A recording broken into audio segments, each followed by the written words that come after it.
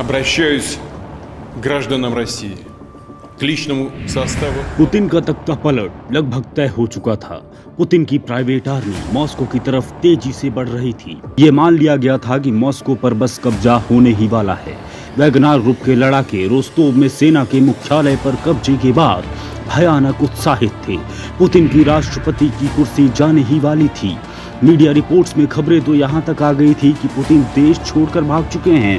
लेकिन इसी बीच पुतिन ने ऐसा दांव चला कि वैगनार ग्रुप को पीछे हटना पड़ा और बीच रास्ते से ही वापस लौटना पड़ा। यहाँ तक कि वैगनार ग्रुप के चीफ येवगेनी प्रिगोजिन को रूस छोड़कर भागना पड़ा।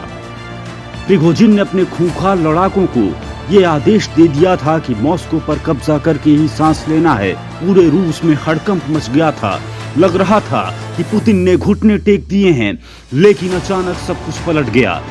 6 घंटे की अफरा तफरी के बाद वैगनार ग्रुप वापस लौटने लगा। दरअसल पुतिन की इमेज बेहद सख्त लीडर की है, इसीलिए उन्हें तानाशाह भी कहा जाता है। पुतिन का एक एक फैसला बेहद कड़ा होता है। पुतिन आर या पार वाले फैसले लेते हैं। कई मौकों पर इसके सबूत भी देखने को मिले हैं। यूक्रेन से जारी जंग इसका सबसे लेटेस्ट उदाहरण है। अब मुद्दे पर आते हैं कि आखिर पुतिन ने ऐसा क्या प्लान बनाया जिसके आगे वैगनार ग्रुप झुक गया। आपको ये बताएं उससे पहले आप ये जान लीजिए कि आखिर पुतिन की प्राइवेट आर्मी ने विद्रोह क्यों किया। दरअसल वैगनार ग्रुप रूस में भाड़े के सैनिकों की एक प्राइवेट आर्मी है जिसको प्रिगोजिन लीड करता है। रूस और यूक्रेन के बीच हुए युद्ध में इन सैनिकों ने रूसी सैनिकों के साथ मिलकर यूक्रेन से लोहा लिया और अहम भूमिका अदा की।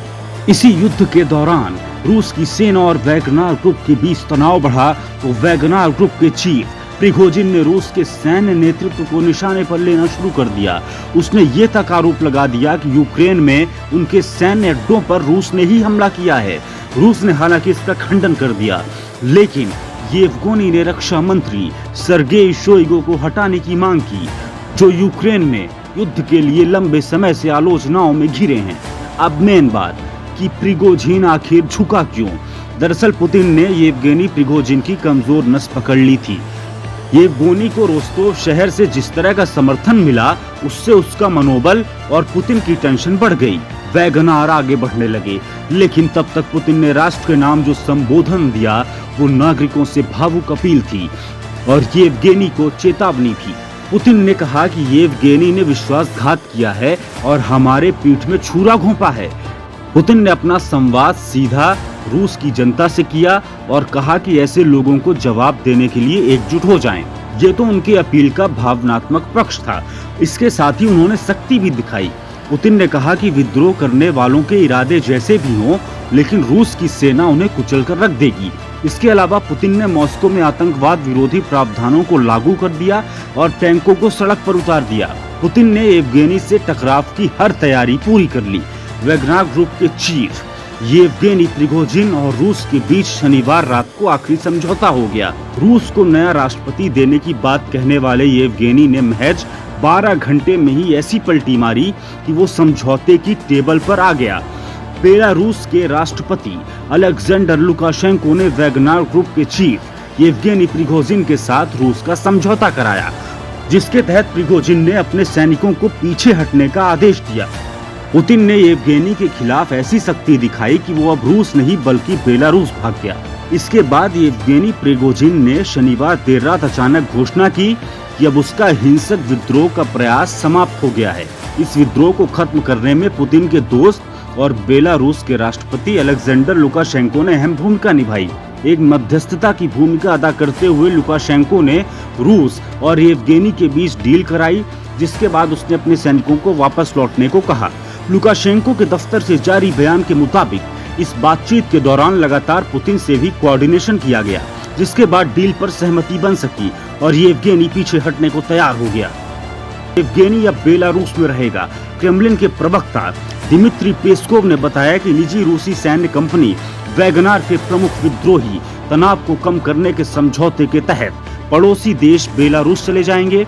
और क्रेमलिन के प्रवक्ता दिमित्री पेस्कोव ने बताया कि निजी रूसी सैन्य कंपनी वैगनार के प्रमुख विद्रोही तनाव को कम करने के समझौते के तहत पड़ोसी देश बेलारूस चले जाएंगे और उनके खिलाफ आपराधिक मामला बंद कर दिया जाएगा।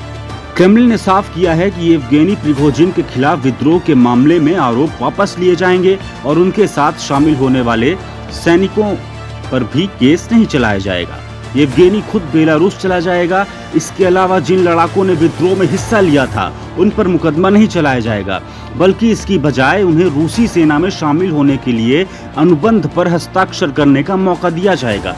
पुतिन 2 दशक से अधिक समय से सत्ता में हैं। संकट को कम करने के लिए सरकार ने समझौते को स्वीकार कर लिया है। एक बयान में प्रिगोजिन ने कहा कि खून खराबा रोकने के लिए हमने ये फैसला लिया। वैगनार वापस फील्ड कैंप की ओर जा रहे हैं, वो अब मॉस्को की ओर नहीं जाएंगे।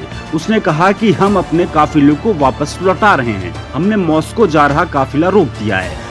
पहले रूसी सेना ने मॉस्को जाने वाले सभी रास्ते ब्लॉक कर दिए थे। राष्ट्रपति पुतिन ने वैगनार लीडर्स को मारने का आदेश दिया था। संदेश में पुतिन ने इस विद्रोह को विश्वासघात और देशद्रोह कहा था। उन्होंने विद्रोह करने वालों को खत्म करने का वादा भी किया था। अब आपको बताते हैं कि आखिर विद्रोह शुरू क्यों हुआ। दरअसल वैगनार ने अपने टेलीग्राम चैनल के जरिए व्लादिमीर पुतिन के भाषण के बाद एक बयान जारी किया था। इस बयान में वैगनार ने कहा था कि पुतिन ने गलत विकल्प चुना है और रूस को जल्द ही एक नया राष्ट्रपति मिलेगा। वैगनार ने ये भी कहा कि जीत उसकी ही होगी और 1 या 2 गद्दारों के जीवन को 25,000 सैनिकों के जीवन के ऊपर रखा गया है। वैगनार के बयान में कहा गया कि रूस में गृह युद्ध अब आधिकारिक तौर पर शुरू हो गया है। वैगनार के इस बयान ने तहलका मचा दिया। इसके बाद जो हुआ वो आप सबके सामने है। ऐसे ही फैक्ट बेस्ड स्टोरी और रहस्यमयी खबरों के लिए न्यूज़ इन को सब्सक्राइब करें और फेसबुक पर फॉलो करें।